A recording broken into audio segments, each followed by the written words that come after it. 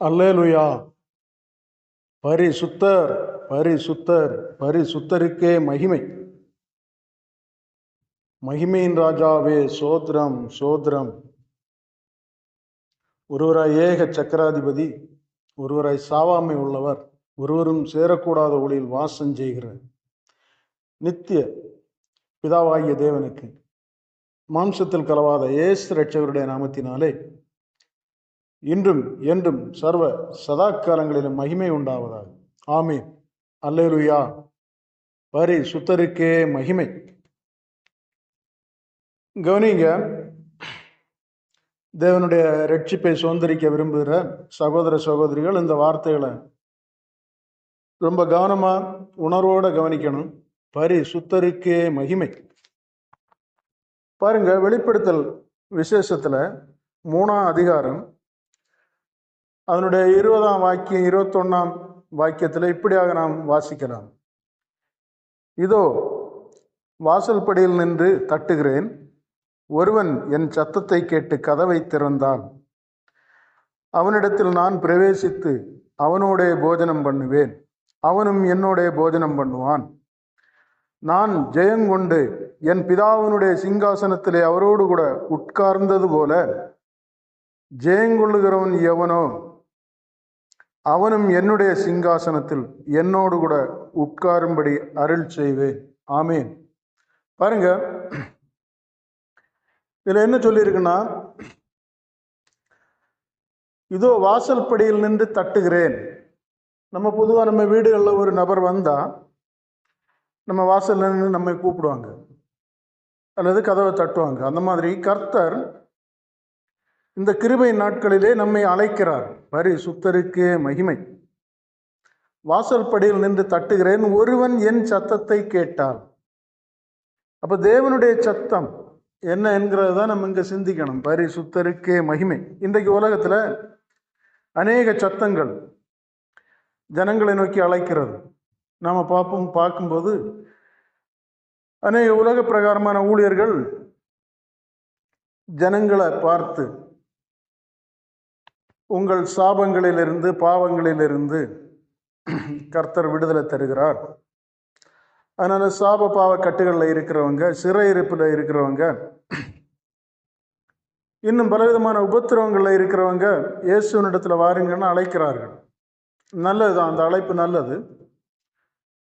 ஆனால் அதுக்கு பின்னாடி அவர்கள் அதற்கு சொல்லுகிற பரிகாரம் என்னன்னா,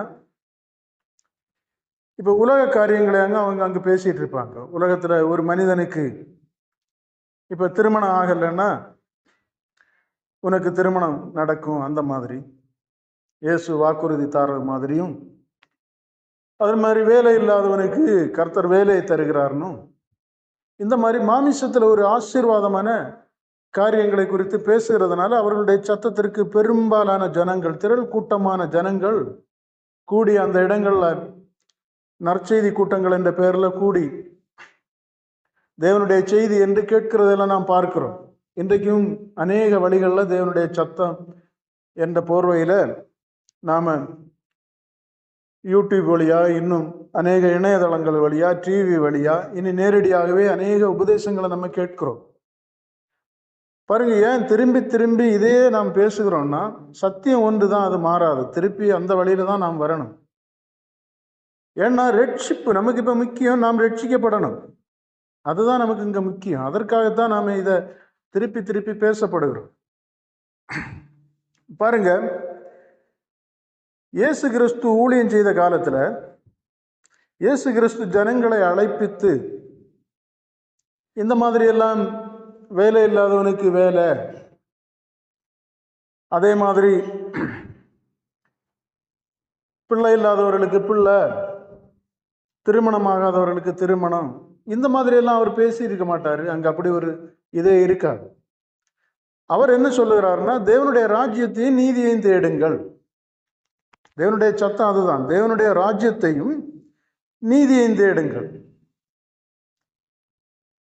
உங்கள் சரீரத்துக்குரியது கொடுக்கப்படும் என்று சொல்லியிருப்பார். பரிசுத்தருக்கே மகிமை. நமக்கு எது அவசியமோ அது தேவனால் அருளப்படும் என்று சொல்லப்பட்டிருக்கு. அதனால அதை மையமா வைத்து அவர் உபதேசம் பண்ணிட்டு இருக்க மாட்டார். தேவனுடைய ராஜ்யத்தையும் அவருடைய நீதியையும் குறித்து பேசிட்டு இருப்பார். பரிசுத்தருக்கு மகிமை. அப்போ அவருடைய சத்தம் அன்றைக்கு ஜனங்களை பிரித்தது. உலக பிரகாரமாக வாழ்ந்து கொண்டிருந்த ஜனங்களையும், பரிசேய வேதபார அவர்களுடைய உபதேசங்கள்ல நியாயப்பிரமாணத்திற்கு அடிமையாயிருந்த இந்த ஜனங்களை, மரண இருளில் இருந்த ஜனங்களையும், இப்படி எல்லாரும் ஏகமாய் மரண இருளுக்குள்ள இருந்தவர்களை பிரித்தெடுத்தார். அவருடைய சத்தம் அப்படிதான். அக்கினியை போட வந்தேன், பிரிவினையை உண்டாக்க வந்தேன். எதற்கு அவர் பிரிவினையை உண்டாக்குகிறார்? தேவனுக்கு செவி கொடுக்கிறவர்களையும் உலகத்திற்கு செவி கொடுக்கிறவர்களையும் இரண்டாக பிரிக்கிறார். உலகத்திலேயே ஆண்டவர் படைத்திருப்பார், இருளை தனியாகவும் வெளிச்சத்தை தனியாகவும், ரெண்டுக்கும் உரிய ஆளுகை வேறு. அதே மாதிரி தேவனை ஆவியோடும் உண்மையோடும் தொழுது கொள்கிறவர்களையும், தேவனுடைய ராஜ்யத்தை மெய்யாகவே மெய்யாகவே நேசிக்கிறவர்களையும், அதே மாதிரி உலகத்திற்காக தேவனை தேடுகிறவர்களையும் இரண்டாக பிரித்து விடுவார். பரிசுத்தருக்கே மகிமை. அநேகர் உலகத்திற்காக, உலக வாழ்விற்காக தேவனை தேடுகிறவர்கள். அதாவது அதை கர்த்தர் என்ன சொல்லுகிறார்னா, அப்பத்திற்காக தேவனை தேடுகிறது. உலக வயிற்றுக்காக, உலக வாழ்விற்காக தேவனை தேடுகிறது. இது ஒரு குரூப். இன்னொன்று, இந்த உலகம் மாயை, இந்த உலகம் பாவம் நிறைந்தது, இது சாத்தானிடத்துல கையளிக்கப்பட்டிருக்கிறது. அவன் இயேசு கிறிஸ்துவனிடத்திலே அந்த மாதிரி தான் சொல்லுவான், உலகம் எனக்கு ஒப்பு கொடுக்கப்பட்டிருக்கிறது, நீர் என்னை பணிந்து கொண்டால் இதுல இருக்கிற அதிகாரங்களையும் ஆளுகையும் உமக்கு தருவேன் என்று பேசினான். அப்போ அதை புரிந்து கொண்டு அதற்கு செவி கொடாமல் தேவனுக்கு செவி கொடுக்கிறவர்களும், தேவனுடைய பிள்ளை ஆகிறவர்களும், சரீரத்திலும் ஆவியிலும் மறுபடி பிறந்தவர்களாய் தேவனை சுமக்கிறவர்களாய் தேவனுடைய ஆலயமாக செயல்பட விரும்புகிற உண்மையானவர்களையும் தேவன் ரெண்டாக பிரிக்கிறார். கனி கொடுக்கிறவனையும் கனி அற்றவனையும் ரெண்டாக பிரிக்கிறார். அதனாலதான் நம்ம மத்தேயு 25ஆம் அதிகாரத்துல பார்த்தா அங்கே சொல்லப்பட்டிருக்கும், வெள்ளாட்டையும் செம்மறியாடையும் ரெண்டாக பிரித்தார் என்று. பாருங்க, வெள்ளாடு என்று சொல்லும் போது அது வெளிவேஷம் தரிக்கிற ஒரு ஆடாக இருந்தது, கனியற்றதா இருந்தது. செம்மறியாடு என்கிறது ஒரு பலியாகிற கனி கொடுக்கிறதா இருந்ததாக அங்க பிரிக்கப்பட்டிருக்கு. பரிசுத்தருக்கே மகிமை. நான் வறுமையில் இருந்தேன், காவலில் இருந்தேன், நோயில் இருந்தேன், பசியில் இருந்தேன் அப்படின்னு சொல்லி இருக்கோம் அங்க. அப்படிப்பட்டவர்களை விசாரித்தவர்களை கனி கொடுத்தவர்கள் என்றும்,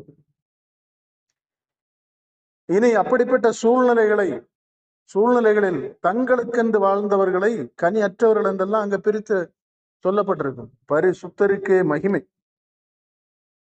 அப்ப தேவன் அவருடைய சத்தம் அன்றைக்கு பரத்திலிருந்து உண்டாகி, இவர் என்னுடைய நேசகுமாரன், இவருக்கு செவி கொடுங்கள் என்று கிறிஸ்துவை தேவன் மகிமைப்படுத்தி, அந்த மகிமையின் தேவன் கிறிஸ்துவை கொண்டு நமக்கு சொன்ன சத்தம், அழைப்பு என்னன்னா, பரிசுத்தருக்கே மகிமை, பரிபூரணருக்கே மகிமை. நீங்கள் உலகத்திற்கு வெளிச்சமாய் இருக்கிறீர்கள். அவரை பின்பற்றுகிறவன் உலகத்திற்கு வெளிச்சமாய் இருக்கணும், கனி கொடுக்கிறவனாய் இருக்கணும். உலகத்திற்கு உப்பாய் இருக்கிறீர்கள், நற்கிரியைகள் செய்ய அழைக்கப்பட்டிருக்கிறீர்கள். அப்ப இப்படிப்பட்டதான ஒரு வாழ்க்கை நம்ம மேல நடக்கும் போதுதான் நாம என்ன செய்ய முடியும்? பரிசுத்தமாக முடியும், ரட்சிப்பை சுதந்திரிக்க முடியும், உலகத்தை ஜெயிக்க முடியும். அதனால்தான் இயேசு கிறிஸ்துவானவருடைய போதனைக்கும் இன்றைக்கு பேசப்படுகிற போதனைக்கும் ரொம்ப வித்தியாசம். பரிசுத்தருக்கு மகிமை. இயேசுவானவர் வெறும் போதிக்க வரவில்லை, அவர் செய்ய சொன்னதை தான் நமக்கு போதனையாக எழுதியிருக்கிறது.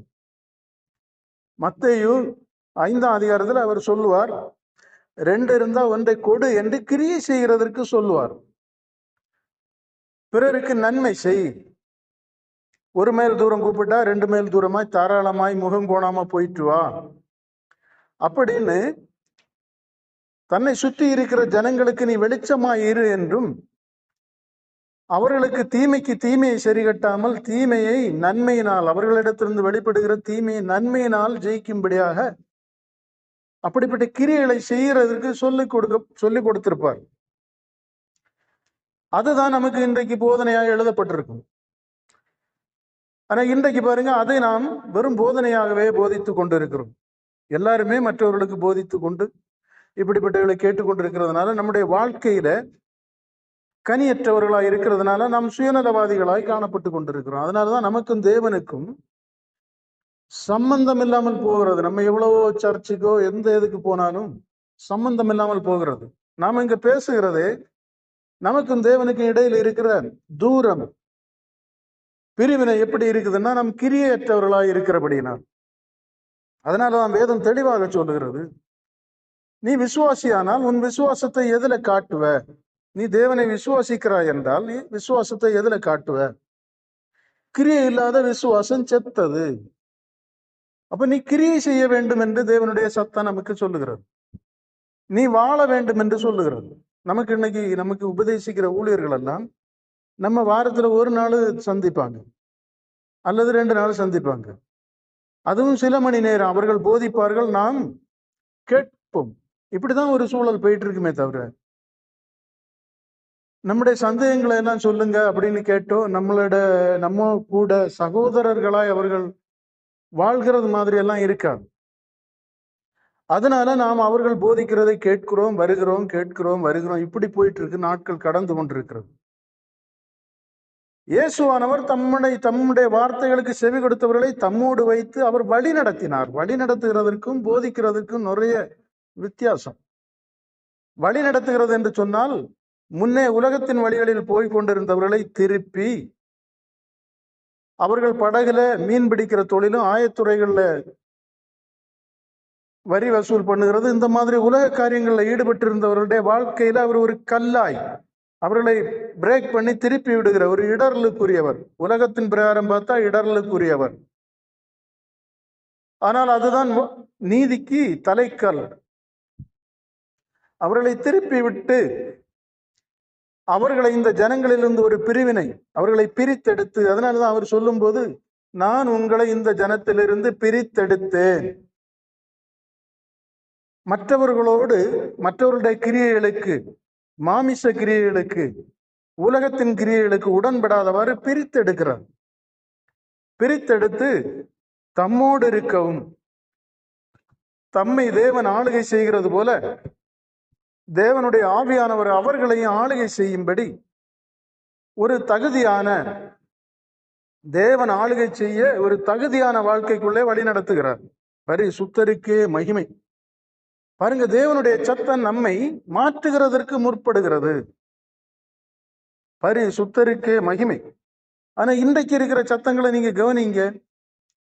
அவைகள் நமக்கு போதிக்கிறது. நாம் கொடுக்கிற காணிக்கையினால அவர்கள் என்ன செய்கிறார்கள்? சுகபோகமாய் வாழ்ந்து கொண்டிருக்கிறார்கள். கண்மலையே சோதரங்கர்த்தாவை, தேவனுடைய சபையிலே தேவனை போல வீற்றிருந்து ஏதோ பவுலை பற்றி பிரசங்கிக்கிற ஒரு நபர் பவுல மாதிரி வாழ்கிறது மாதிரி பேசிட்டு இருப்பார். இயேசுவை குறித்து பிரசங்கிக்கிற ஒரு நபர் இயேசு வாழ்ந்தது மாதிரி வாழ்கிற மாதிரி பேசிட்டு இருப்பார். மாய்மாரம். அவர்களுடைய தனிப்பட்ட வாழ்க்கை நீங்க பாத்தீங்கன்னா, மற்ற ஊழியர்களை, மற்ற சபைகளை குறை சொல்லி கொண்டும் தாங்கள் மட்டும் மெய்யானவர்கள் என்றும் ஒரு போதனையில சொல்லிக் கொண்டிருப்பார்கள்.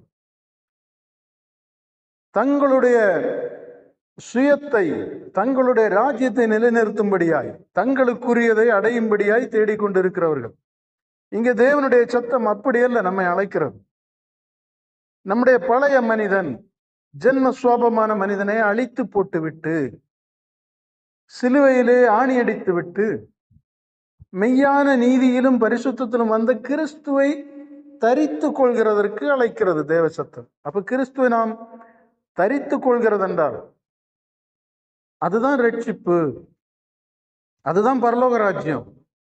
பரலோக ராஜ்யம் என்றால் பாவமில்லாத வாழ்க்கை, மரணமில்லாத வாழ்க்கை, நித்திய ஜீவனை சுதந்திரிக்கிற ஒரு வாழ்க்கை வாழ்கிறதற்கு அழைக்கிற சத்தம். பரிசுத்தருக்கே மகிமை. அதனாலதான் அங்கே தேவனுடைய சத்தம் சொல்லுகிறது, கிறிஸ்துவானவர் சொல்லுகிறார், நான் ஜெயங்கொண்டு.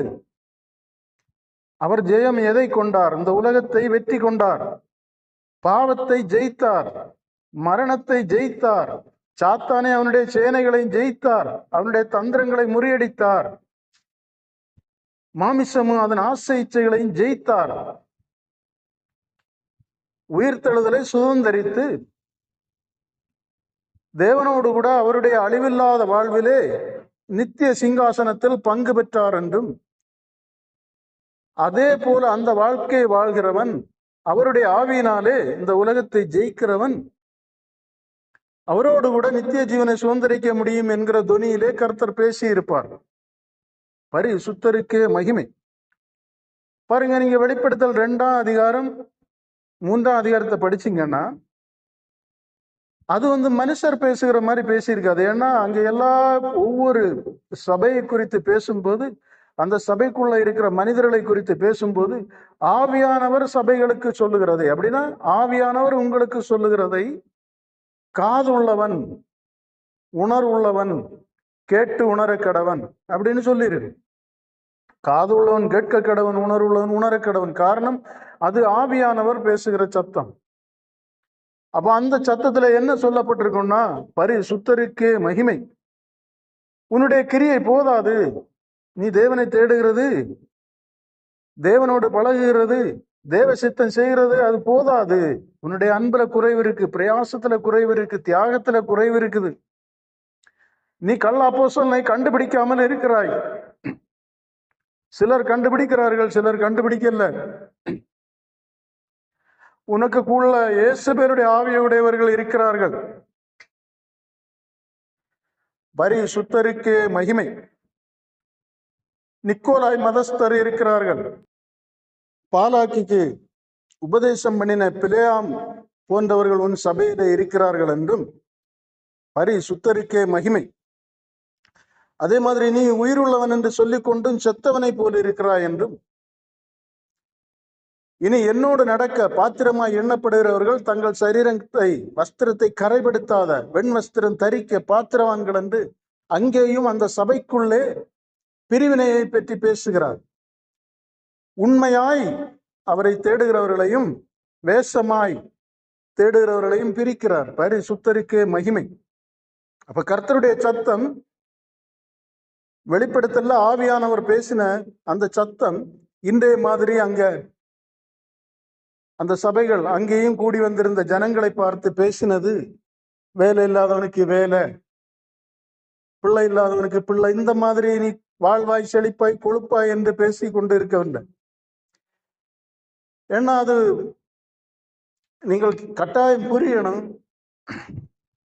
இந்த உலகம் என்கிறது, உலகத்துல தேவனை தேடுகிறவர்கள் மட்டுமல்ல, தேவனை மறுதலிக்கிறவர்கள், தேவன் இல்லை என்று சொல்லுகிறவர்கள், ஆவிகளை வழிபடுகிறவர்கள், இப்படி அநேகர் இருக்கிறார்கள். அவர்களும் உலகத்துல செழிப்போடும் நீண்ட ஆயுசோடும் வாழ்கிறவர்கள் அநேகர் உண்டு.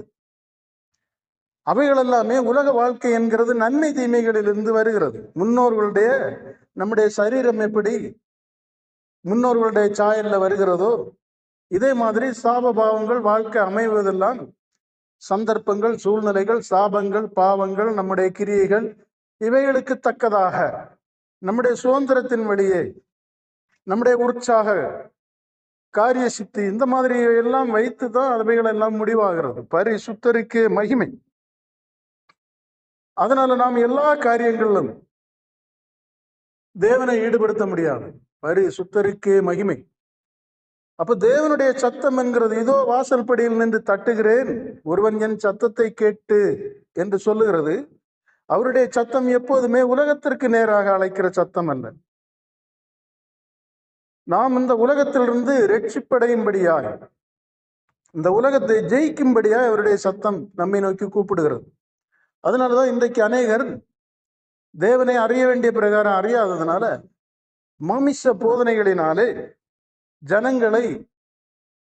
ஜனங்களுக்கு நன்மை செய்கிறோம் என்கிற போர்வையில மோசம் போக்கி கொண்டு இருக்கிறார்கள்.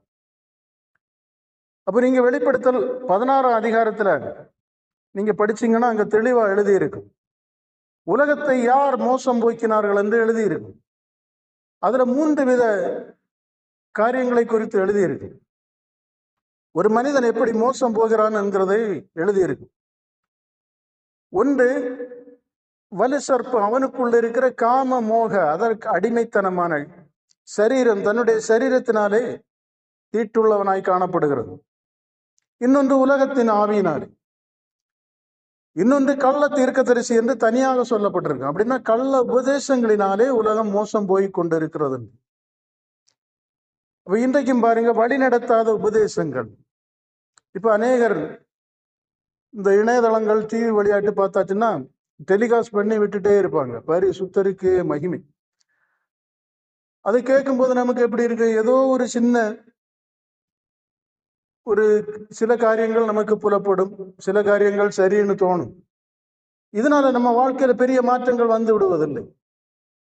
நம்ம வாழ்க்கையில ஒரு மாற்றம் வரணும்னா உடன்படிக்கை, அப்படின்னா நாம் தேவனோடு ஒரு உடன்படிக்கை செய்த வாழ்க்கைக்குள்ள வரணும்.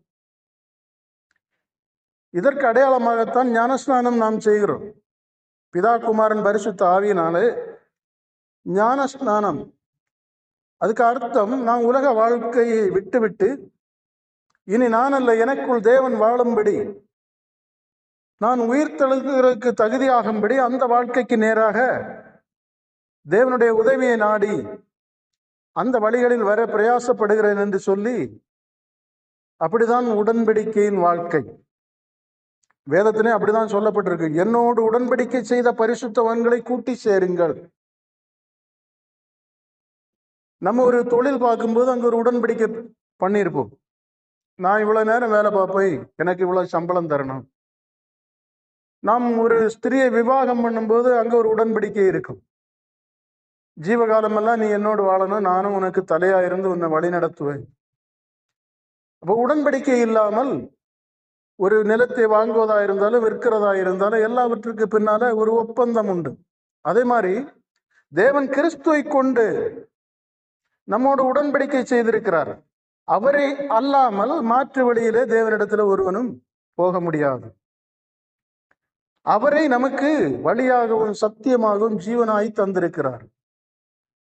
இவர் என்னுடைய நேசகுமாரன் என்று மகிமைப்படுத்தி நமக்கு அதை வெளிப்படுத்தி அந்த குமாரனை நம்மை போல இந்த பூமியிலே வாழும்படி மாமிச சாயலிலே அனுப்பினார்.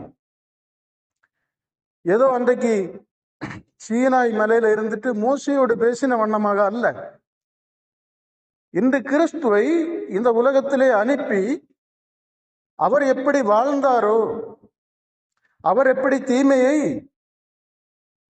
பொறுமையினாலும் தேவனை பற்றி இருக்கிற விசுவாசத்தினாலும் ஜெயித்தாரோ, பாவத்தையும் மரணத்தையும் ஜெயித்தாரோ, தேவனுடைய ஆவியினாலே தம்முடைய மாமிசத்தை அதன் ஆசை இச்சைகளையும் சிலுவையில் அறைந்தாரோ, அந்த வாழ்வை நமக்கு தேவன் நமக்கு முன்பாக மாதிரியாக, வழியாக, விடுதலையாக, சத்தியமாக வைத்தார். அப்ப கிறிஸ்துவ வாழ்க்கை என்கிறது போதனை கேட்கிற வாழ்க்கை அல்ல, வாழ வேண்டிய வாழ்க்கை. அந்த வாழ்க்கை எப்படிப்பட்டது? கிறிஸ்துவோடு சேர்ந்து வாழ வேண்டிய வாழ்க்கை. இதுதான் நமக்கு ஒரு விடுதலையை கொண்டு வரும். நீங்க அப்ப வாழ்ந்து கொண்டிருக்கிறீர்களா? உங்களுடைய ஓட்டம் எதை நோக்கி இருக்கிறது?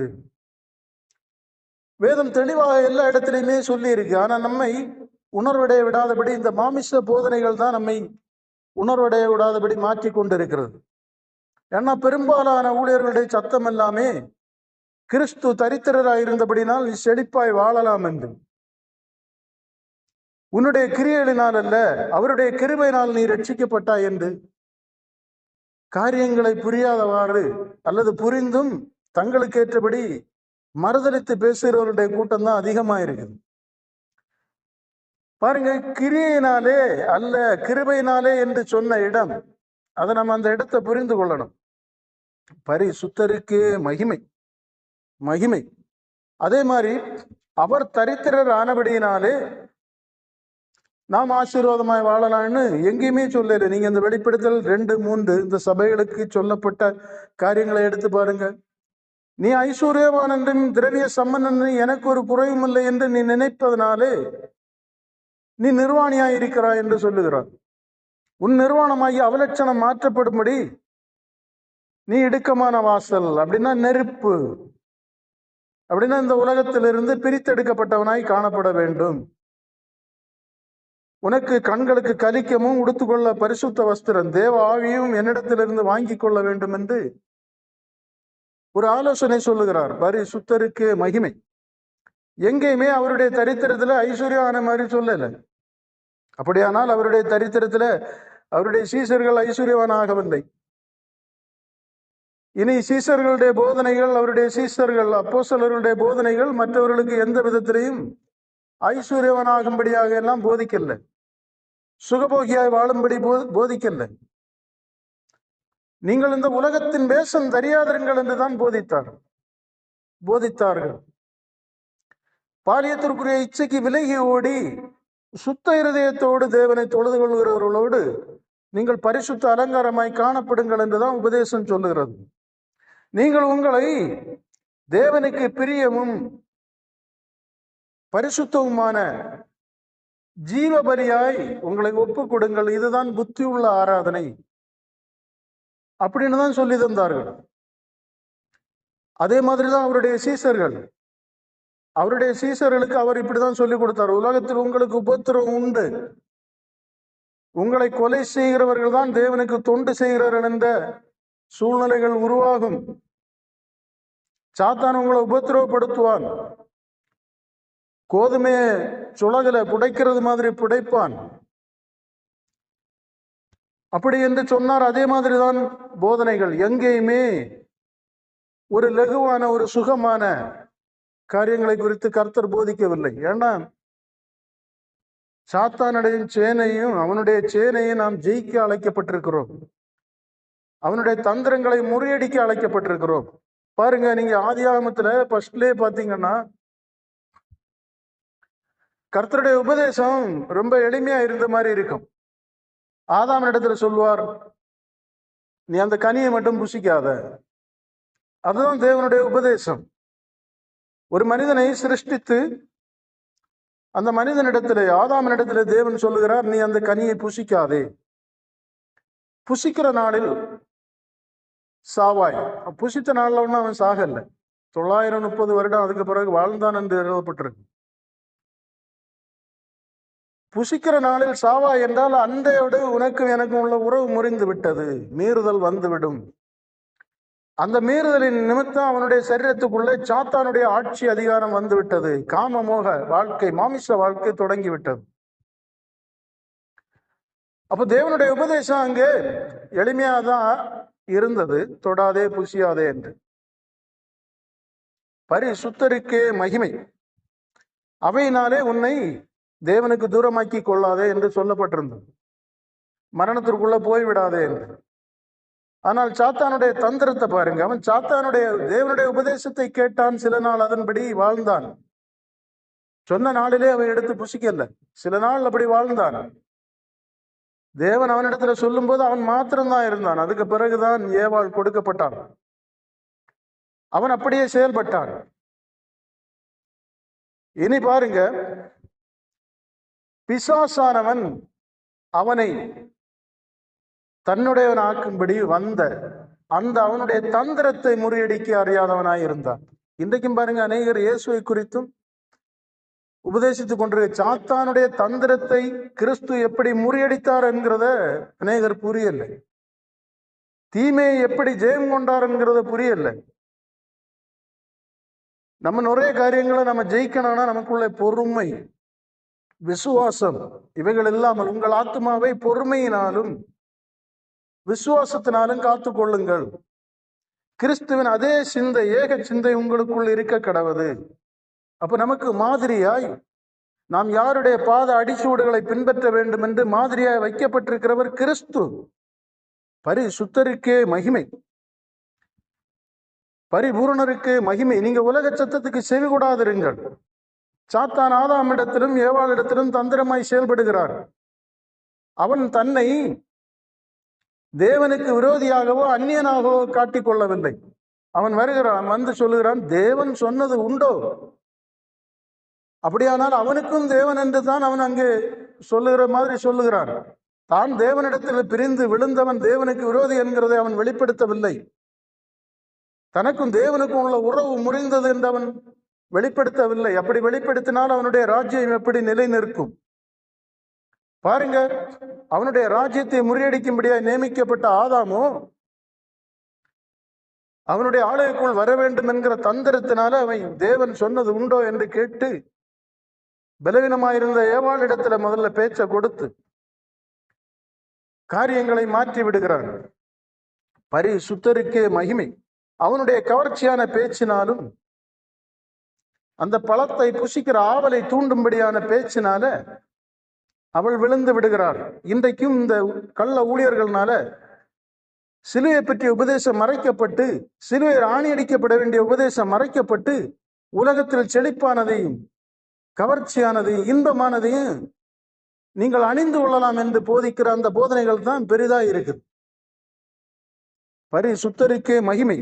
கிறிஸ்துவோ தம்முடைய சீசர்களை பார்த்து சொல்லுகிறார், நான் உலகத்தான் அல்லாதது போல நீங்களும் உலகத்தான் அல்ல.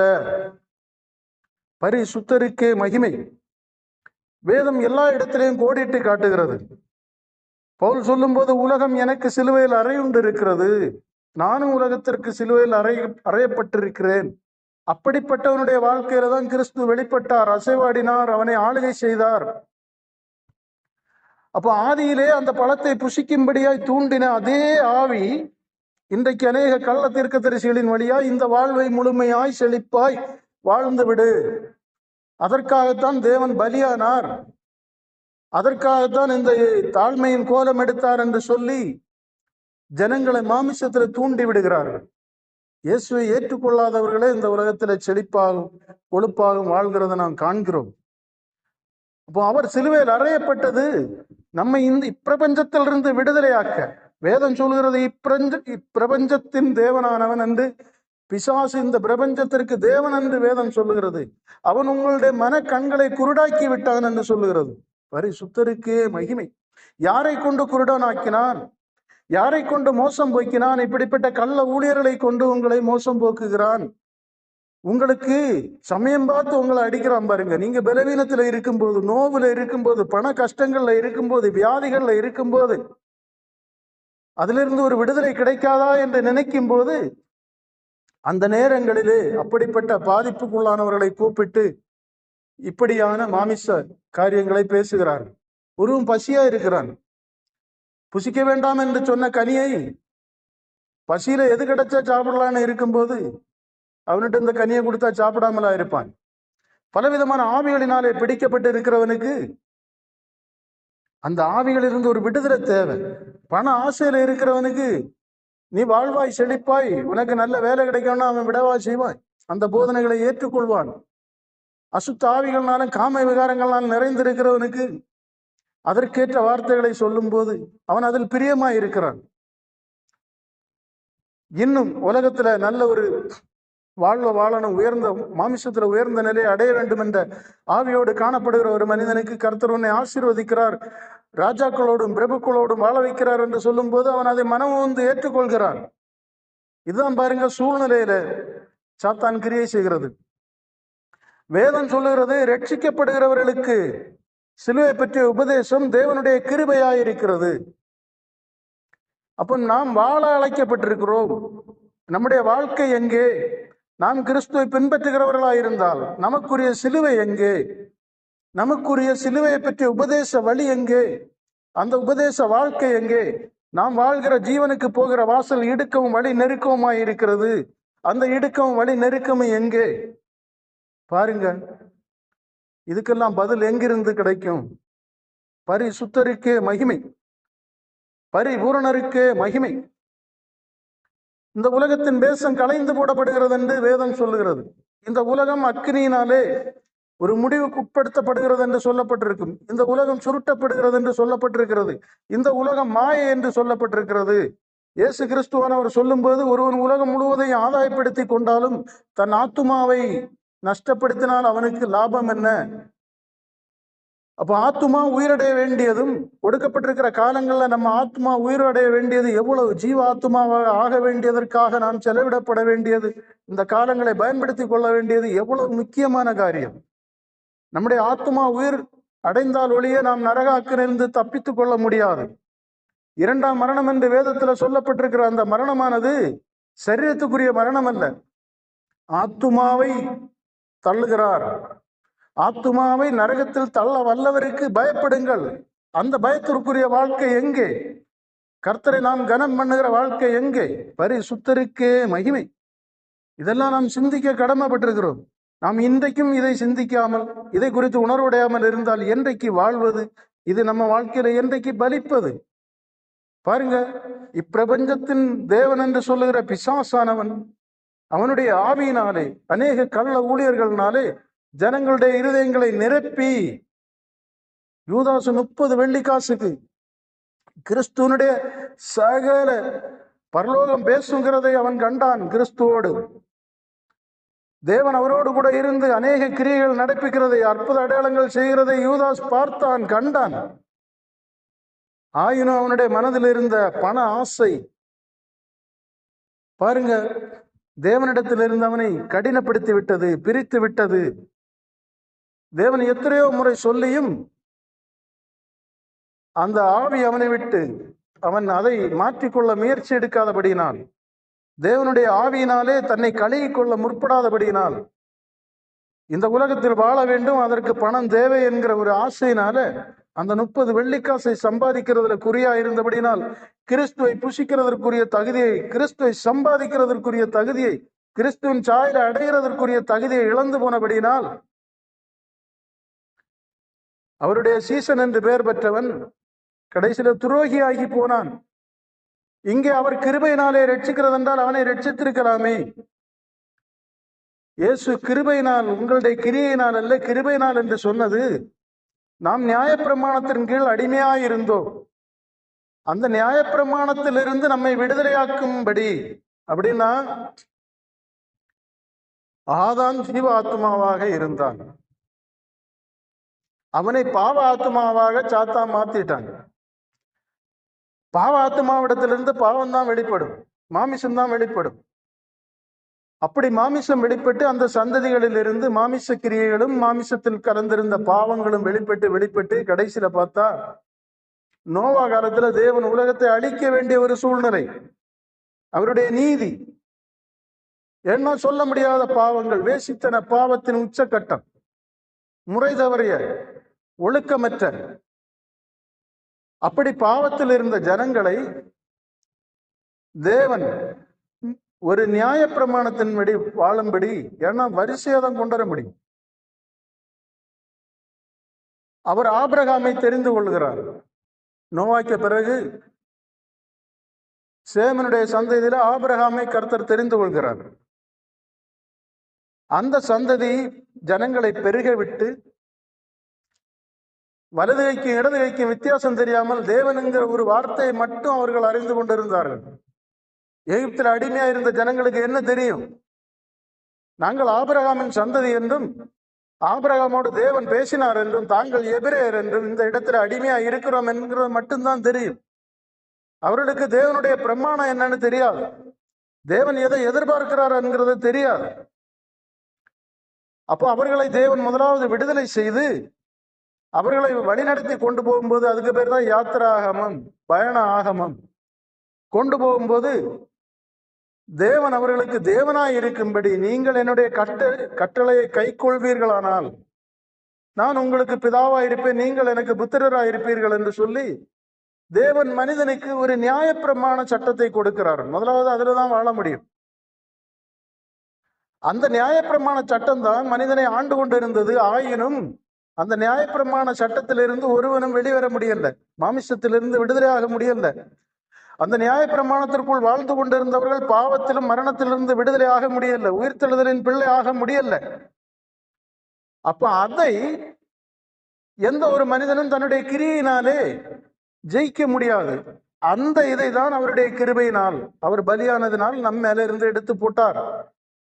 அப்ப கிறிஸ்து பலியானதினாலே மூடப்பட்டிருந்த பரலோகத்தின் வாசல் எல்லோருக்கும் என்று திறக்கப்பட்டது. அதுக்கு முன்னாடி அப்படி இல்லை. அதுக்கு முன்னாடி அவருடைய ஜனம் என்று, அவரை மாமிசத்தில் தொழுது கொண்டவர்களை தான் அவர் அவருடைய ஜனம் என்று சொன்னார். அவருடைய பிரமாணத்தை பெற்றவர்களை தான் அவருடைய ஜனம் என்று சொன்னார். அவருடைய பிரமாணத்தை பெற்றிருந்தும் அவருடைய ஆவியை பெற முடியாமல் ஜனங்கள் மரணத்தின் கீழ், பாவத்தின் கீழ் தான் அடைக்கப்பட்டிருந்தார்கள். பரிசுத்தருக்கே மகிமை.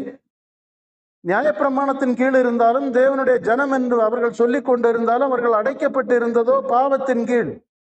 அங்கேயும் பிசாசானவன் கிரியை செய்து கொண்டிருந்தான். அப்படிப்பட்ட அடிமைத்தனம் தடுப்பு சுவர். தேவனுக்கும் மனிதனுக்கும் இடையில் நியாயப்பிரமாணம் ஒரு தடுப்பு சுவராய் ஒரு அடிமைத்தனத்தை கொண்டு வருகிறதும், நியாயப்பிரமாணத்திற்கு கீழானவர்கள் எல்லாம் சாபத்திற்கு உட்பட்டு இருந்தார்கள். என்ன சாபம்? புசிக்கிற நாளில் சாவாய் என்கிற அந்த மரண சாபம். அதிலிருந்து ஒருவனும் விடுதலையாக முடியாது இருந்தது. அதிலிருந்து நாம் நித்திய ஜீவனை சுதந்திரித்துக் கொள்வதற்காகத்தான் இயேசு கிறிஸ்துவின் மரணம் நம்மை பாவம் மரணத்திலிருந்து, அவருடைய ஆவியின் பிரமாணம் நம்மை விடுதலை ஆக்கிட்டு, அந்த கிருபை தான் அங்கே பேசப்பட்டிருக்கு. அப்ப நாம் தேவனுடைய ராஜ்யத்தை சுதந்திரிக்கிறதற்கு கிருபை பெற்றோம். ஆனால் இனி அதை சுதந்திரிக்கிறதற்கு நாம் அவருடைய பிள்ளையாகணும், தகுதியாகணும். அதனால் அவர் மரித்ததுனால நாம் உயிர்த்தெழுவோம் என்று நினைத்து கொண்டிருந்தால் அது ஏமாற்றுத்தனம். பரிசுத்தருக்கே மகிமை. இனி அவருடைய தகுதியை, அவர் நமக்கு வைத்திருக்கிற தகுதியை, நித்திய ஜீவனை, அவருக்குள் இருந்த ஜீவனை நாம் பெற்றுக்கொள்ள வேண்டுமானால் நம்முடைய ஜீவனை நாம் வெறுத்தாக வேண்டும். அதனாலதான் இயேசு புதிய உடன்படிக்கையோடு வருகிறார். புதிய உடன்படிக்கைன்னா என்ன? உன்னை நீ வெறுக்க ரெடியா? ஏன் பின்னால வர ரெடியா? உலகத்தை விட ரெடியா? அவன்தான் எனக்கு பாத்திரன் என்று சொன்னார். கலப்பேர கை வைத்து விட்டு பின்னிட்டு திரும்ப கூடாதுன்னு சொன்னார். என்னை காட்டிலும் ஒன்றில் அன்பு கூறக்கூடாதுன்னு சொன்னார். இந்த உலகத்தில் தன் ஜீவனை இழந்து போகிறவன் அப்படின்னு அநேக தகுதிகளை, அப்படித்தான் சீசர்களை வழி நடத்தினார். சீசர்களை போதனையோடு விட்டு விடவில்லை. நீங்க இதெல்லாம் எழுதி வச்சுட்டு போய் திருப்பி திருப்பி படிச்சு ஜோம் பண்ணிட்டு இருங்கன்னு சொல்லல. கிரியை நடப்பிக்கும்படியாக சொன்னார். வேதம் முழுவதும் நீங்கள் கிரியை நடப்பிக்கிறவர், தேவனுக்கேற்ற கனிகளை கொடுக்கிறவர்களுக்கு தேவனுடைய ராஜ்யம் அருளப்படுகிறது. உங்களை திருப்பி திருப்பி இந்த இவைகள் உங்கள் இருதயங்கள் ஆழமாய் போடப்பட வேண்டிய அஸ்திபாரம். சும்மா மனம் திரும்புதல் எபிரேயர் 6ஆம் அதிகாரத்தில் சொல்லப்பட்டிருக்கு. விசுவாசம், ரட்சிப்புக்கேற்ற காரியங்களை பேசுகிறது, கைகள், இப்படிப்பட்டவைகளை மறுபடி போடாமல் பூரணராகும்படி நீங்கள் கிரியை செய்யுங்கள். பிசுகி போகிற உங்கள் முழங்கால்கள் எல்லாம் நிமிர்ந்து, மடங்கி கிடக்கிற உங்கள் இருதயங்கள் நொந்து போகிற சலிப்படைந்திருக்கிறதெல்லாம் எழும்பணும்னு சொல்லுகிறார். பரிசுத்தருக்கு மகிமை. காரியங்கள் இப்படி இருக்கிறதா என்று நீங்கள் காண வேண்டும். நற்குணசாலிகளாய் நீங்கள் மாற வேண்டும். தேவனுக்கேற்ற கிரியைகளை நடப்பிக்கும்படியாய் நல்ல போர் சேவனாய் எழும்ப வேண்டும். தேவனுடைய ராஜ்யத்தையும் உலகத்தையும் பிரித்து அறிகிற, மாம்சத்தையும் ஆவிக்குரியதையும் பிரித்து அறிகிற, பாவத்தையும் மரணத்தையும் பிரித்து அறிகிற, அந்த ரெண்டும் ஒன்று என்கிறதை புரிந்து கொண்டு நித்திய ஜீவனை சுதந்திரிக்க, அந்த மாதிரி உங்களுக்குள்ள ஒரு அறிவு, தேவனை அறிகிற அறிவு, தேவன் விரும்புகிறதை சுதந்திரித்துக் கொள்கிறதற்குள்ள அந்த தாகம் உண்டாகும்படியாக தேவன் விரும்புகிறார். பாருங்க, அப்போ தேவனுடைய சத்தம் உங்களை எதை நோக்கி அழைக்கிறது என்கிறத நீங்க புரிந்து கொள்ளணும். பரிசுத்தருக்கு மகிமை. மகிமை. தேவனுடைய சத்தம் வாசல் படியில் நின்று தட்டுகிற சத்தம் அப்படின்னா காலம் குறுகினதா இருக்கிறது. நோவா காலத்திலையும் பாருங்க, பேழை அங்கே உருவாகி கொண்டு இருந்தது. தேவனுடைய சத்தத்திற்கு செவி கொடுக்கிற நோவாவினால் அந்த பேழை உருவாக்கப்பட்டு கொண்டிருந்தது. மற்றவர்களுக்கெல்லாம் புசித்தலும் குடித்தலும் காம களியாட்டங்கள்ல தான் இருந்தார்கள். அதனால நோவா அந்த பேழையை செய்கிறது, அந்த நோவாவை கொண்டு தேவன் அந்த பேழையை செய்கிறதனுடைய சித்தத்தை அறியாதிருந்தார்கள். பரிசுத்தருக்கு மகிமை. அந்த பேழை கிறிஸ்துவை குறிக்கிறது. அன்றைக்கு அவர்களுக்கு உயிர் மீட்சி அந்த பேழை. ஏன்னா பலத்த ஒரு அழிவு வருகிறது, தேவன் அதை அறிந்திருக்கிறார். அதனால அங்க அந்த எதிர் பேழைக்குள்ளே பிரவேசிக்கத்தக்கதாக பேழை உருவாகி கொண்டிருந்தது. அந்த பேழையை குறித்து அறியவில்லை. கதவு அடைக்கப்பட்ட போது வாய்ப்பு, கிருபை போய்விட்டது. கர்த்தர் அக்கினிமயமானவர். எவ்வளவு எவ்வளவு அன்பானவரோ அதே மாதிரி நீதிபரர், அக்னிமயமானவர். மனம் மாறுகிறதற்கு சில இடங்கள் அவர் மனுபுத்திரர் போல் நடப்பதில்லை. அவர் ராஜாதி ராஜாவாய் பராக்கிரமசாலியாய் செயல்படுவார். ஏன்னா பாவத்துக்கு விஷயத்துல ஆண்டவர் கீழ்ப்படியாமிக்க விஷயத்துல அவர் அட்ஜஸ்ட் பண்ணுகிற தேவன் அல்ல. பாவத்திலிருந்து மனம் திரும்புகிறவனுக்கு இறங்குகிறார். பாவத்தினாலே கடினப்படுகிறவனுக்கு முடிவு அழிவு. பார்வனுக்கு செங்கடல், அவனுடைய சேனைக்கு செங்கடல். பரிசுத்தருக்கு மகிமை. பாருங்க, அதே மாதிரி இன்றைக்கும் கிறிஸ்துவை கொண்டு அவருடைய கிருபையினாலே, அவர் பலியானதினாலே, அவருடைய முகத்தை பார்த்து, அவருடைய இரத்தத்தை பார்த்து, அவருடைய வாழ்க்கையை பார்த்து, அவருடைய அர்ப்பணிப்பை பார்த்து நமக்கு மீண்டும் வாய்ப்பு கொடுக்கப்படுகிறது. அதனால்தான் வேதம் சொல்லுகிறது, வாக்கு கடங்கா பெருமூச்சோடு அவர் பரிந்துரைத்து கொண்டிருக்கிறார் தேவ சமூகத்திலிருந்து. அப்படியானால் மனம் திரும்புவதற்கு ஒரு கிருபை தரப்பட்டு கொண்டிருக்கிறது. தேவனுடைய சத்தம் அதைத்தான் சொல்லுகிறது. காலம் சமீபமாய் இருக்கிறது, இனி காலம் செல்லாது. உலகம் அடிமைத்தனத்திற்குள்ள போய் கொண்டிருக்கிறது. நமக்கு பார்த்தா தெரியும், உலகம் எல்லாரும் பலவிதமான கேட்குதலுக்கே அடிமை, செவித்தீனம் உள்ளவர்களாய் கிரியை செய்கிறதற்கு யாரையும் காணல, பிந்தி போகிறார். பந்திக்கு முந்தி படைக்கு பிந்தின்னு சொன்ன மாதிரி கேட்கிறதற்கும் ஆலோசனை சொல்லுகிறதற்கும் மற்றவர்களை குறை சொல்லுகிறதிலும் இருக்கிற ஆர்வமும் முந்திக் கொள்ளுதலும் கிரியை நடப்புகிறதுல இல்லை. வாழ்க்கையில் அது கடந்து வர வேண்டும். பரிசுத்தருக்கே மகிமை. மகிமை அப்பதான் நம்முடைய கிரியைகள் தான் சிறப்பாக்கும், மகிமைப்படுத்தும். அந்த கிரியைகள் நாம் மட்டுமல்ல, நம்மோடு தேவன் இணைந்து செய்ய வேண்டிய கிரியைகள். பாருங்க, இயேசு கிறிஸ்துவானவர் பூமியிலே தனித்து இல்லை. நானும் பிதாவும் ஒன்றாய் இருக்கிறோம் என்று சொன்னார். அவரை வழிநடத்துகிற தேவ ஆவியானவரும் அந்த வழிநடத்துதலுக்கு கீழ்ப்படிந்திருக்கிற கிறிஸ்துமாயிருந்து ஒன்றாயிருந்து தேவன் மகிமைப்பட்டார். தேவனுடைய சித்தம் பூமியிலே செய்யப்பட்டது. இன்றைக்கும் நாம் தனித்து என்ன செய்ய முடியாது, ரட்சிப்பை சுதந்திரிக்க முடியாது, தேவனுக்கேற்ற கிரியைகளை தொடர்ந்து செய்ய முடியாது. அப்போ கிறிஸ்துவின் ஆவியானவர் நம்மை பரிசுத்தப்படுத்தும்படி, தேவனுடைய சித்தத்தை செய்யும்படி நமக்காக காத்திருக்கிறார். ஒரு தகுதியோடு நாம் அவருடைய சமூகத்திலே கடந்து போக வேண்டும். அன்றைக்கும் கிருபாசனத்திற்கு முன்பாக கடந்து போகிறவர்கள், தேவனுடைய உடன்படிக்கை பெட்டிக்கு முன்பாக கடந்து போகிறவர்கள் அதற்குரிய நியமங்களோடு கடந்து போக வேண்டும். அது மாதிரிதான் கிறிஸ்து நமக்கு வைத்த மாதிரியின்படியான அடிச்சுவடுகளை பின்பற்றுதல். அப்பதான் அவருடைய கிருபை நம்ம மேல நிற்கும், நிலை நிற்கும். பரிசுத்தருக்கே மகிமை. அவருடைய கிருபை நம்ம மேல நின்றாதான் சத்தியத்தை நாம் அறிய முடியும். சத்தியத்தை அறிந்து அந்த சத்தியத்திற்கு கீழ்ப்படிந்தால்தான் அவருடைய ஆவியானவர் நம்ம மேல செயல்படுவார். அதனாலதான் கர்த்தர் தெளிவாக சொல்லுகிறார், ஒருவன் என்னில் அன்பாயிருந்தால் என் கற்பனைகளை கை கொள்ள கடவன். அவருடைய கற்பனை என்ன? உலகத்தை விட்டுரு, ஒன்ன வெறுத்துரு, உன் மாம்சத்தின் ஆசைச்சலை சிலுவையில் அறைந்து விடு. அநேகருக்கு இதுக்கு அர்த்தம் புரியல. உலகத்தை விட்டுட்டு எங்க போறதுன்னு. பரிசுத்தருக்கு மகிமை. கிறிஸ்து உலகத்தில் இருந்தார், ஆனால் உலகமோ அவரை மேற்கொள்ள முடியல. உலகம் என்று சொன்னால் பாவம் அவரை மேற்கொள்ள முடியல. அவர் உலகத்தில் இருந்தார். அவர் சொல்லுகிறார், என்னில் பாவம் உண்டென்று உங்களில் யார் சொல்லக்கூடும்? அப்படிப்பட்டதான ஒரு பரிசுத்த வாழ்வு, அப்படிப்பட்ட பரிசுத்த வாழ்வு வாழ வேண்டும் என்றால் தேவனோடு இருந்து இந்த உலக ஆசாபாசங்களுக்கு தம்மை ஒப்பு கொடுக்காமல் வாழ்ந்தாதான் அப்படி முடியும். அப்ப நாமும் கிறிஸ்துவனுடைய கற்பனைக்கு செவி கொடுக்க வேண்டும் என்றால் நம்முடைய சுயம் அழிக்கப்பட வேண்டும். நமக்குள் இருக்கிற ஜென்ம சுவாபம் அழிக்கப்பட வேண்டும். பாவ மனிதன் அடக்கம் பண்ணப்பட வேண்டும். மெய்யான நீதியிலும் பரிசுத்தத்திலும் அந்த கர்த்தர் நமக்குள் வாழ வேண்டும்.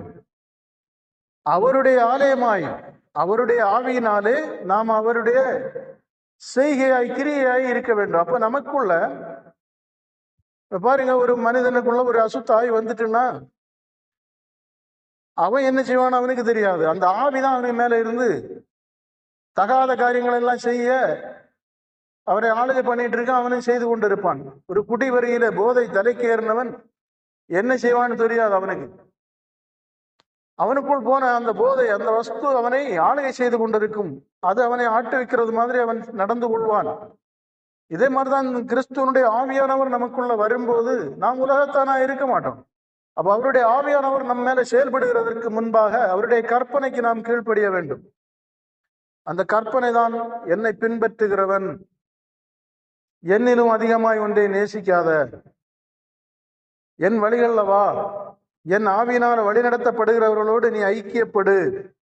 சீசர்கள் அதுதான் சொல்லி கூப்பிடுகிறார்கள். நீங்கள் பரிசேயரோடும் வேதபாரகரோடும் நியாயப்பிரமாணத்தோடும் ஐக்கியமா இருக்காதுங்க. எங்களுடைய ஐக்கியம் பிதாவோடும் குமாரனோடும் இருக்கிறது. அந்த ஜீவ வார்த்தையை, நாங்கள் தொட்ட வார்த்தையை, அதை அனுபவித்த வார்த்தையை, அந்த வார்த்தையோடு வாழ்ந்து கொண்டிருக்கிற எங்களோடு நீங்களும் ஐக்கியமாகும்படிக்கு உங்களை அழைக்கிறோம். அதனால பிரியமான சகோதர சகோதரிகளே, உங்களை கிறிஸ்துக்குள் வழி நடத்த, மெய்யாகவே தங்களுடைய வாழ்க்கையை பலியாக்கி தேவனுடைய ஆவியினாலே வழி நடக்கிற அப்படிப்பட்டவர்களோடு நீங்கள் ஐக்கியமாகுங்கள். அவர்களுக்கு தான் தெரியும் எப்படி கிறிஸ்துவை நீங்கள் பெற்றுக்கொள்ள முடியும் என்று. வெறும் பைபிளை படிச்சதுனால நமக்கு ஒரு அறிவு தான் இருக்குமே தவிர அனுபவம் இருக்காது. அவர்களுக்கு தான் தெரியும், சாத்தானுடைய தந்திரத்தை முறியடித்தவர்களுக்கு தான் தெரியும் எப்படி கிறிஸ்துவை சுதந்திரிக்க முடியும். பரிசுத்தருக்கே மகிமை. கிறிஸ்தவர்களுக்கு இன்னைக்கு இருக்க கிறிஸ்தவர்களுக்கு நாஸ்தியர்களுக்கு என்ன வித்தியாசம்னா, காட் இல்லைன்னு சொல்லுறவனுக்கும் இருக்குன்னு சொல்லுற கிறிஸ்தவர்களுக்கு என்ன வித்தியாசம்னா, பாருங்க, அவன் இல்லைன்னு சொல்லிட்டும் வாழ்ந்துட்டு இருப்பான். அதே வழியில தான் இவங்களும் வாழ்ந்துட்டு இருப்பார்கள். ஆனால் இருக்கு என்று சொல்வார்கள். இருக்கு என்று சொல்லுகிறவனுக்கும் இல்லை என்று சொல்லுகிறவனுக்கும் பெரிய வித்தியாசம் இருக்காது. இவர்கள் நாங்கள் கிறிஸ்து உண்டு என்றும் பைபிள் உண்மை என்றும் நம்புகிறோம் என்று சொல்வார்கள். அந்த நம்பிக்கையுரியவரை பார்த்தீர்களா, தரிசித்தீர்களா, அவருடைய வழியில் வாழ்கிறீர்களா, அவர் உங்களை ஆளுகை செய்தாரா, அவர் உங்களை மாற்றி இருக்கிறாரா, உங்களுக்குள் இருக்கிற மாமிச பிரமாணம் அழிக்கப்பட்டு நீங்கள் ஆவின் பிரமாணத்தினாலே காமமோக இச்சைகளையும் உலகத்தையும் பாவத்தையும் ஜெயித்தீர்களா என்று ஒரு கேள்வியை முன்ன வைத்தா பதில் சொல்லுகிற கிறிஸ்தவனை எங்க போய் தேடுவது? அப்ப கிறிஸ்துவற்ற கிறிஸ்தவர்களாய், மதம் பிரகாரம் ஒரு கிறிஸ்தவர்களாய் வாழ்கிறது எவ்வளவு பெரிய ஆபத்துல கொண்டு போய் விடும். முடிவு எல்லாருக்கும் சம்பவிக்கிற மரணம் சம்பவிக்கும். வேதம் அப்படிப்பட்ட பொதுவான மரணத்தை ஏற்றுக்கொள்கிறதில்லை. இது முதல் கிறிஸ்துவுக்குள் மரிக்கிறவர்கள் பாக்கியவான்கள் என்று எழுதினது தேவன், சொன்னது தேவன். கிறிஸ்துவுக்குள் மரிக்கிறவர்கள் தான் கிறிஸ்துவுக்குள் உயிர்த்தெழ முடியும். அப்ப அந்த வாழ்க்கை நாம் இங்கே பேசிக்கொண்டும் நம்மளை ஆசுவாசப்படுத்திட்டு ஆறுதல் படுத்தி கொண்டிருக்கிற இப்படிப்பட்ட உபதேசங்கள்ல, அல்லது நாம நினைத்து கொண்டிருக்கிற இந்த மாதிரி காரியங்கள்ல, அல்லது ஆடல் பாடலோடு தேவனை துதித்து கொண்டிருக்கிற இப்படிப்பட்டவர்கள் எல்லாம் இவை பூரணமாகாது. அதனால சொன்னதையே திரும்ப நீங்க ஒருவேளை இந்த வார்த்தைகளை பின்பற்றுகிற ஒரு நபராக இருந்தால், அல்லது இந்த யூடியூப்ல போட்டிருக்கிற இந்த சேனல் வழியாய் இந்த சத்தங்களை கேட்கிற நபராக இருந்தால், என்ன திரும்பி திரும்பி இதே தானே கேட்டுறோன்னு சொல்லி சலிப்படையாதிருங்கள். கிறிஸ்து ஒருவரே, அவரிடத்திலிருந்து வெளிப்பட்ட சத்தியமும் ஒன்று தான். அது இந்த உலகத்தை விடுகிறதும் தன்னை வெறுக்கிறதும் சிலுவையில் அறையப்படுகிற ஒரு வாழ்க்கை தான். நமக்கு நடக்க வேண்டிய காரியம் பெரிய பெரிய காரியங்களை பேசி, பழைய ஆகமங்களையும் புதிய ஆகமங்களையும் பேசி பேசி பேசி நாம களி கூர்ந்து, பவுல் அப்படிப்பட்டவன், ஆபிரகாம் இப்படி என்று சொல்லாமல், ஆபிரகாம் இடத்திலிருந்தும் பவுலிடத்திலிருந்தும் நான் கற்றுக்கொண்டது என்ன, அவர்கள் தேவனுக்கு எப்படி பிரியமா இருந்தார்கள் என்கிற அந்த ஒரு அறிவு தான் நமக்கு வரணும். அதை நாம் வாழ்க்கையிலே மேற்கொள்ள வேண்டும், கடைபிடிக்க வேண்டும். அதற்கு தேவனுடைய ஆவியானவருடைய உதவியோடு நாம் ஒரு ஜெயமுள்ள வாழ்க்கை வாழணும். அப்படி ஜெயமுள்ள வாழ்க்கையா இருந்தால், கிறிஸ்துவோடு வாழ்வோமானால், அவரோடு கூட அவருடைய சிங்காசனத்திலும் நாம் அமர வைக்கப்படுவோம். அப்படின்னா அவர் நித்திய ஜீவனை உடையவராக இருக்கிற போல அந்த நித்திய ஜீவனை நமக்கு தருவார் என்கிறது தான் அவருடைய வாக்கு தத்தம். கிருபை நிறைந்த வாக்கு, அழியாத வாக்கு தத்தம். அதனால கிறிஸ்துவனிடத்துல அழியாத அன்பு கூறுங்கள். உங்களையும் கிறிஸ்துவன் பிரிக்க முடியாத அன்பு கூறுங்கள். பரிசுத்தருக்கே மகிமை. இந்த வார்த்தைகளை கேட்கிற தேவ கிருபை பெற்ற பிள்ளைகள், நீங்க அமர்ந்திருந்து தனித்திருந்து சிந்திங்க. பரிசுத்தருக்கே மகிமை. நீங்க உணர்வடைங்க. இந்த கடைசி காலங்களில் தேவன் தருகிற வாய்ப்பை பயன்படுத்தி கொள்ளுங்க. கர்த்தர் தாமே உங்களை பாதுகாத்து பரிசுத்தப்படுத்தி கிறிஸ்து இயேசுக்குள்ள தமக்கு சொந்தமாக்கி கொள்வாராக. ஆமேன். அல்லேலூயா. பரிசுத்தருக்கே மகிமை.